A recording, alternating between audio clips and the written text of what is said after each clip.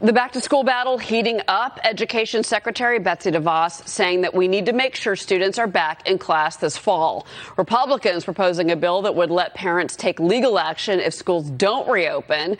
CDC expected to release guidelines for safely reopening schools sometime this week. So, Tom, should parents be worried about the fall? And you yourself as a parent, how are you feeling about your kids going back to school?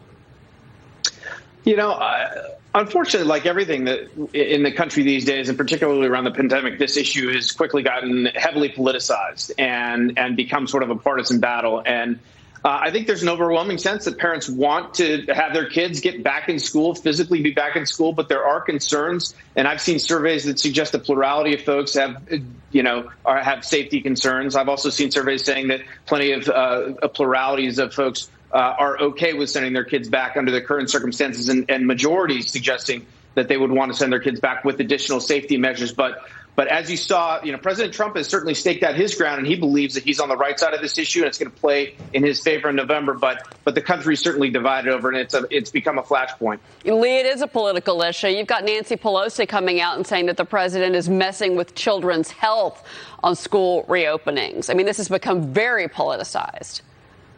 It's been very, very, very politicized. 54% of Americans are concerned about sending their kids back to school, but that doesn't mean they don't want to send them back to school. I'm concerned about going to the grocery store. I still go. When you look at polling, you've got to look at the questions that are being asked, and that's the way it's being asked. Are you concerned? Of course, people are concerned about the safety of their children in this environment. Who wouldn't be?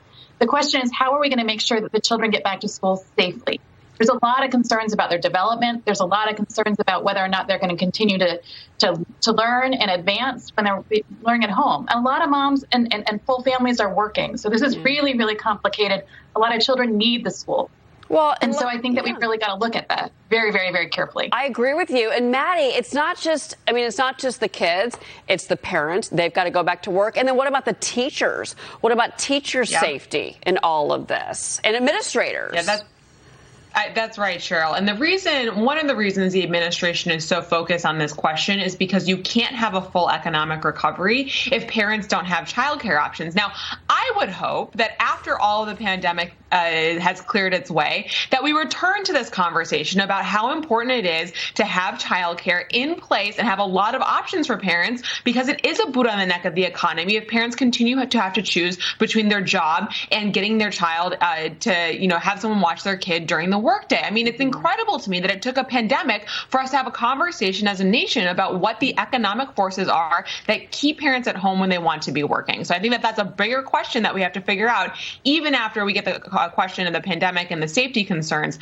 out of the way. Yeah, and I certainly do worry about all these kids missing social interaction, missing being in a classroom together. It's such a huge part of growing up. So it's a shame. We'll see what happens. Guys, thank you very much. All right, well, we've got a lot